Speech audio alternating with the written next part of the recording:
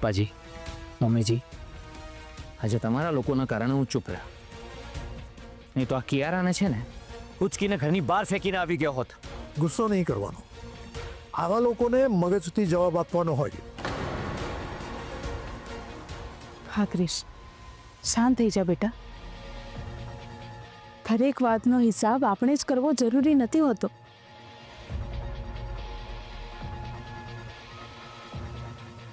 હા, બાપા બેઠા છે ને, બધો હિસાબ એ જ કરશે.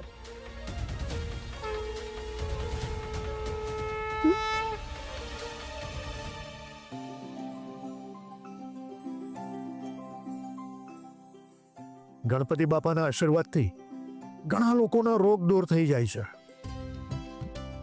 મારી રાધા પણ સારી થઈ જ જશે.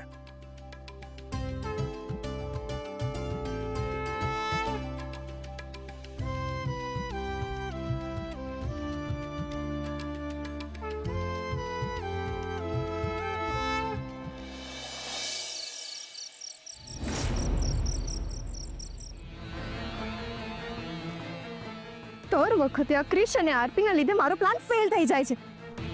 બધું એટલે સરસ રીતે ગોઠવાઈ ગયું હતું. હું રાધાને મારવાની જતી ને ત્યાં લાઈટો જતી રહી.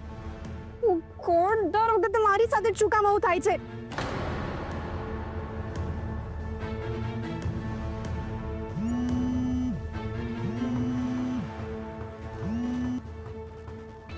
બોલ, મને હતું જ કે તું ગુસ્સામાં મને ફોન કરીશ, એટલે મેં ફોન સાયલેન્ટ રાખ્યો હતો ને મારી પાસે રાખ્યો હતો. પિયા, સાચું કહું, મને બહુ જ ટેન્શન થાય છે. એક પછી એક આપણા બધા પ્લાન ફેલ થઈ રહ્યા છે. જો આવું નવું ચાલતું રહ્યું ને તો એ દિવસ દૂર નથી કે આપણા હાથમાં હથકડી હશે ને આપણે જેલમાં હોઈશું. પછી તારું અને મારું બધા પર રાજ કરવાનું સપનું જ રહી જશે. હું એવું નહીં થવા દઉં. હું એવું ક્યારેય નહીં થવા દઉં.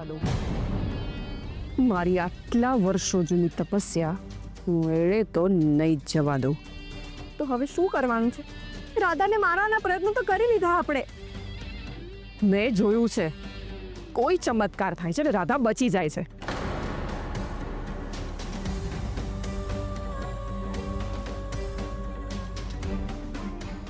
હવે આપણે આ ત્રણેયને રાધા સાથે જતા રોકવા પડશે. પણ કેવી રીતે? હું પણ એ જ વિચારું છું. ગમે તે રીતે આપણે 2 દિવસમાં કંઈક કરવું પડશે. નહીતર ગણપતિના વિસર્જન પછી આ લોકો રાધાને લઈને ઉડી જશે. હા, અને આપણી બરબાદીનું કાઉન્ટડાઉન શરૂ થઈ જશે. તું જે નેગેટિવ વિચારવાનું બંધ કર. મગજ થોડુંક શાંત રાખીને વિચાર કર. એટલે આ લોકોને કેમ રોકવા ને એનો કોઈ ને કોઈ રસ્તો તો ચોક્કસ મળી જશે. સમજી?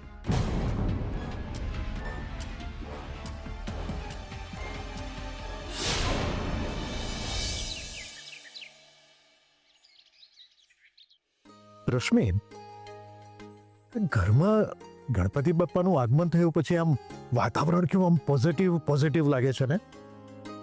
હા, મન એકદમ પ્રસન્ન રહે છે. બધા હળી મળીને સુખેથી રહે એટલા માટે જ તો આપણા પૂર્વજો આમ સમયાંતરે તહેવારોની ઉજવણી કરતા આવ્યા છે.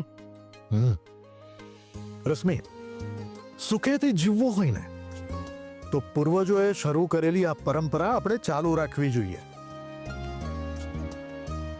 બાકી આખી જિંદગી પરિવાર, પૈસો, નોકરી આ બધાની ચિંતા કરવામાં જ નીકળી જતી હોય છે. અને એમાં જીવન જીવવાનો તો સમય જ નથી મળતો. તમારી વાત સાચી છે. જિંદગી સુખેથી જીવવાનો આ જ એક સારો રસ્તો છે.